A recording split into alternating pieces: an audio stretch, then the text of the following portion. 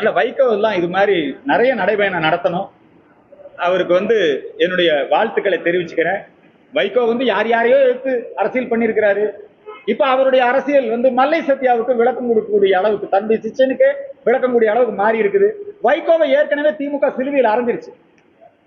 எந்த வைகோ திமுகவை எதிர்த்து, எந்த வைகோ வாரிசு அரசியலை எதிர்த்து வந்தாரோ அந்த வைகோவே இன்னைக்கு எங்க இருக்கிறாரு? திமுக ஒரு எம்பி பதவிக்காக, மகனை எம்பி ஆக்கணுங்கிறதுக்காக இன்னைக்கு அந்த வைகோவை திமுக இருக்கிறாரு. அதனால வைகோ நடைபயணம் செய்ய வேண்டியது.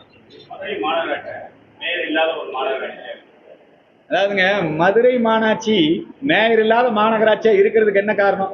திமுக தான் காரணம். உள்ளாட்சி அமைப்புகள்ல எல்லா இடத்துலயும் ஊழல். பல நகராட்சிகள்ல திமுக காரனே, திமுக வார்டு கவுன்சிலரே சேர்ந்து திமுக மேயரையே நீக்கி இருக்கிறாங்க.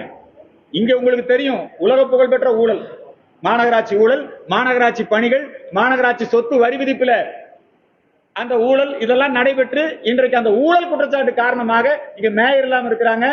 அதனால இதெல்லாம் இன்னொரு 6 மாசத்துல இந்த பிரச்சனைக்கெல்லாம் தீர்வு வந்துடும். நிரந்தரமா அவங்க வீட்டுக்கு போயிடுவாங்க.